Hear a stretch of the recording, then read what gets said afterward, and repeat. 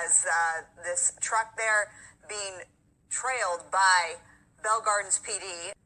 We don't at this point know the want, as though a close call there, making a right turn, going through traffic. We're waiting to find out from police the want, why this person is fleeing from police.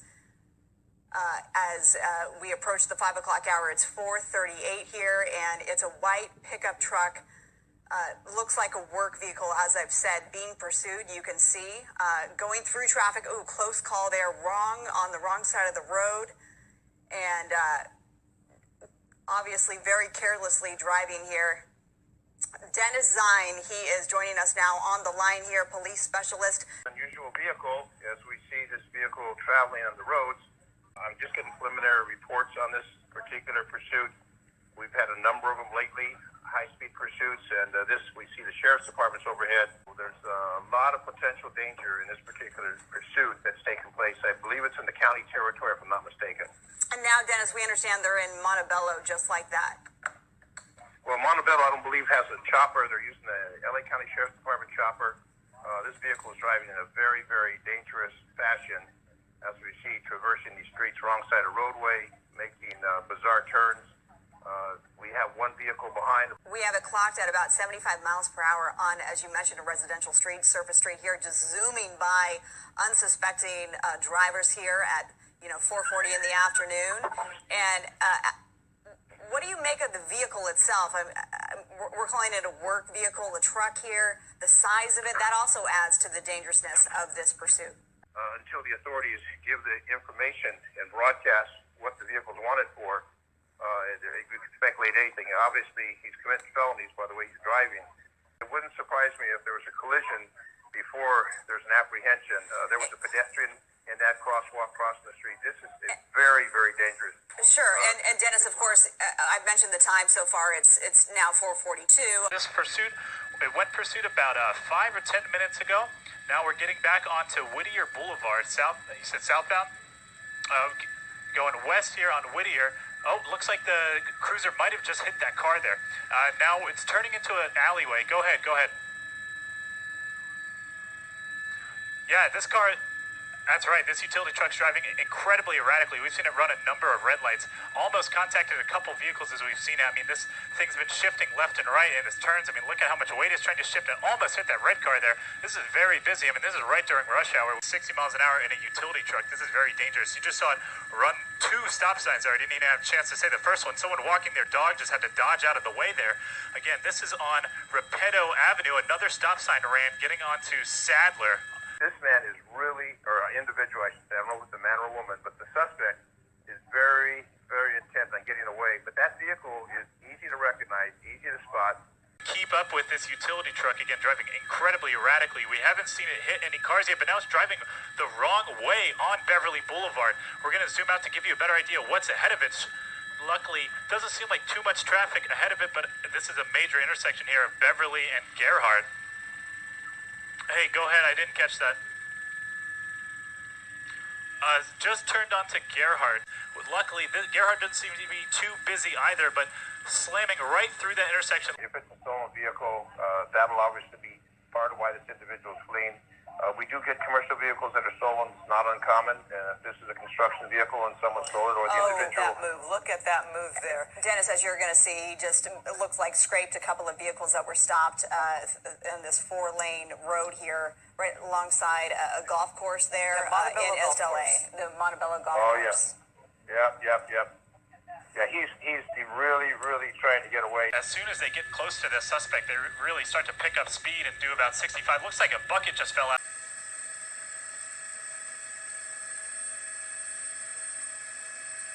No, not really. In fact, he basically speeds up and then will look for his next turn, thinking he could lose them. He keeps trying to lose them. People just trying to mind their own business. We've seen people walking their dogs have to dodge this car, people on bikes, and look at that.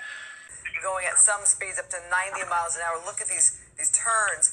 The chase continues now, going on the better part of 30 minutes as we continue through East LA here.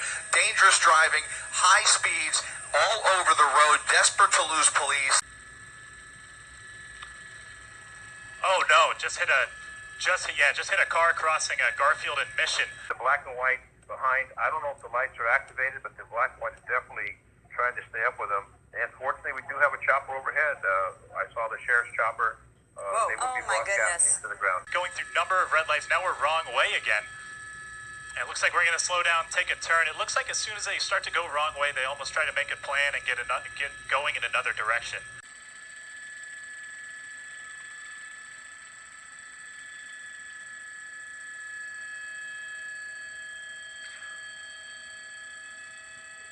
We're following him along northbound Atlantic in Alhambra as we can now see a clear shot of the sheriff's helicopter flying above. And that's what's going to keep the eye. The sheriff's unit will keep an eye on that vehicle, continue with that pursuit. If the ground units do back off, there we go. LA County Sheriff's Department choppers overhead. They work in coordination with smaller cities that don't have air operations. Traffic is, it's what you would expect to see at this time of the day, and that is really posing so much risk. We're squeezing right past that city bus there. It's just so heart-stopping when he comes up on some of these intersections. That unmarked vehicle is still in pursuit, just a little bit of a ways back. Now the marked units are even further back. Again, that may be intentional to a certain degree, but this is, now look at that, somebody crossing the street there, making another right turn onto Fair Oaks Avenue and maybe getting onto the 110 freeway. It looks like he's going to go south on the 110 freeway, and this is now going to become a freeway pursuit, and I can only say that that is good news under the circumstances, because once he gets on the freeway, first of all, we'll see if CHP gets involved here, but on the freeway, he's going to have a lot more room. If he wants to, drive crazy, it's much safer for everybody involved, including law enforcement, to have this on the freeway. Let him use up as much gas as possible. You can see he's still doing extreme speeds, 90 miles an hour, southbound on the 110 freeway. It looks like slowing down a little bit. Oh, maybe getting off, just like right. that. Back onto That was surface quick. streets, yes.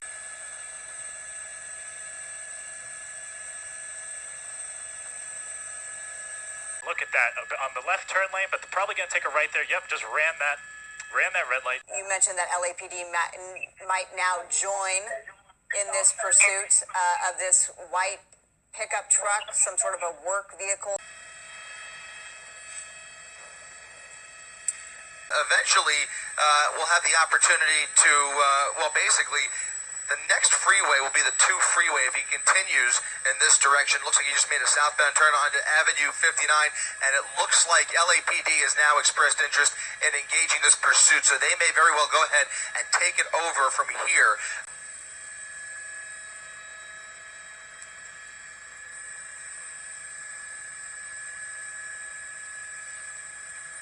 LAPD now canceling the pursuit, and we'll see if they continue to track him. For now, though, those units on the ground have decided to pull back. It just got too dangerous. You can kind of tell just from the driving that we've been seeing up here in Air 7 HD.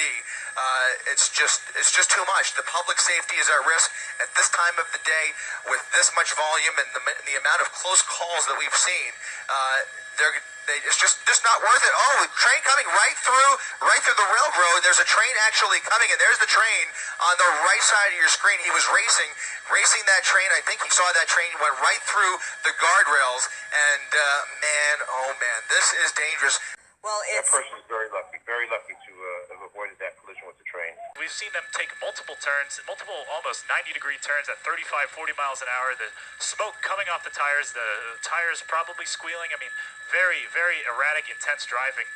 Sort of unbelievable in a utility truck of this size and a weight balance that they're able to do this. So, I mean, the faster they drive and the more they're driving is when fuel is going to start to be a concern here for the suspect. So we'll have to see how much, when they started this pursuit about 30, 40 minutes ago, we'll have to see how much fuel this driver has and how long they plan to continue this. Looks like we're in Pasadena, South Pasadena area at about Pasadena Avenue and Monterey Road.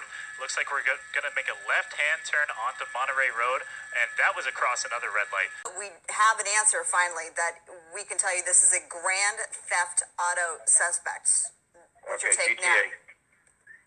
So some construction worker was doing work, and this individual stole the vehicle with all the equipment.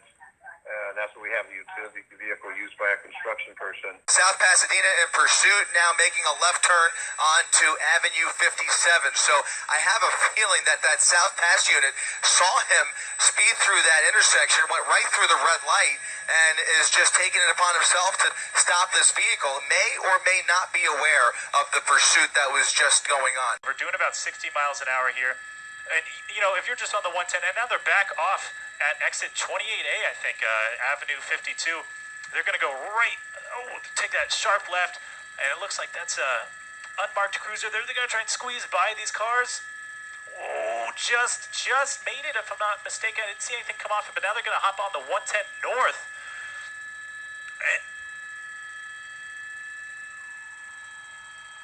Wow! Oh my goodness.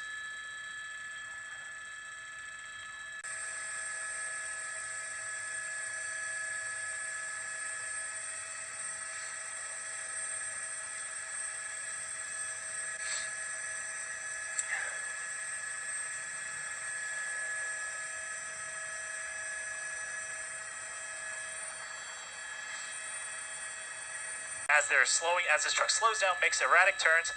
Yeah, look at that. Just past 2 there. Oh, just missed that car too. I mean, thankfully. Oh, now we're wrong way on Pasadena Avenue. Wow, look at that dodge. That's unbelievable. It looks like they're going to go a little, the suspect's going a little slower here, but now starting to pick up speed. Might get back on the right side, but I don't know with that traffic there. It looks like they're going to continue wrong way driving, and hopefully, looks like the driver's paying attention, getting over to the side.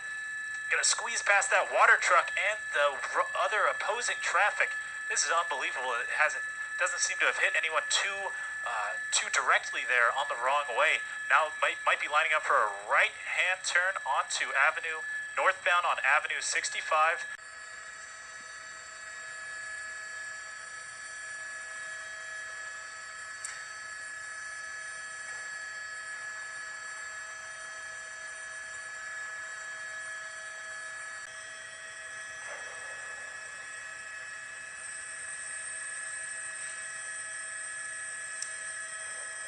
And that opportunity for that air unit to apprehend with that activity, observing every incident, every movement, every stop.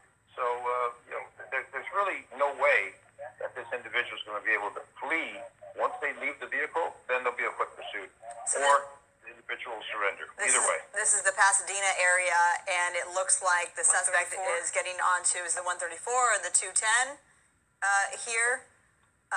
Now, another freeway pursuit portion of it is underway. He was just on the 134. County Sheriff has now asked CHP to get involved. It sounds like CHP is on the way over to this area to get involved. If he stays on the freeway, it'll remain their jurisdiction, but no, it looks like he's going to get off here and maybe, no, he could get on the 210 freeway. That might have been a 210 transition. No, that's San Fernando. The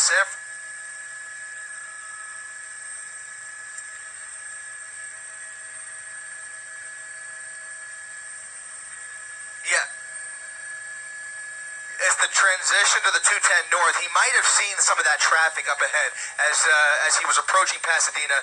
Volume on the freeway was picking up a little bit. Looks like a male driver, elderly male driver behind the wheel here.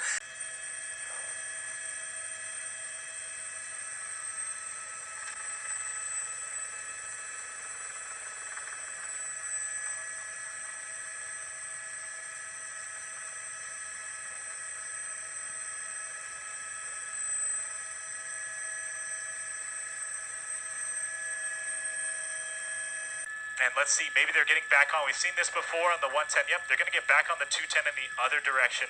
We saw that before on the 110. We didn't see it on the 134 quite, but they transitioned to the 210. So, like you said, this driver could just be lost, could be panicking. We saw them go, we saw them double back on now the 210. We saw it earlier on the 110.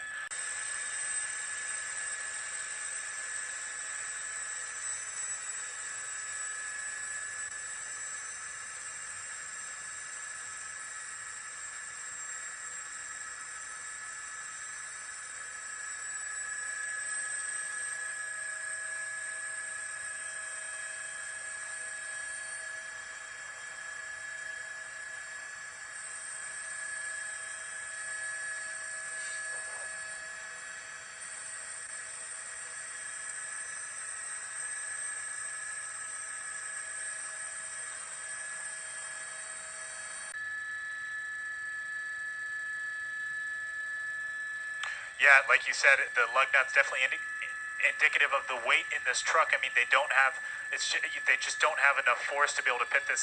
The faster he goes, another cross track. Oh no! Oh no! We're right into a driver's side of that truck. Oh, that was so fast. That was so fast. Oh no! Oh no! It also, is this person armed? Now the question is, we see the incident of the impact. We see the utility vehicle disabled. Now I see one CHP officer, and he needs to get some backup real quick. Apparently at this particular time, this juncture, we've got one CHP officer, and he may be a motor officer. Dennis, he's getting out of the vehicle. Yeah. He is complying with commands to get out of that vehicle. His arms spread open wide there, about to get on the ground. It's okay, arms on his head now. Yeah, SUV took the brunt of that collision. As you see, another black and white here on the scene, another police cruiser. So the suspect's going to go down to their knees, officers issuing commands to try and get this suspect. Now they're going to go on the ground, they're going to be prone. They're going to approach him, I would imagine, pretty quickly here because they want to get to the driver and passengers in the other car as soon as possible.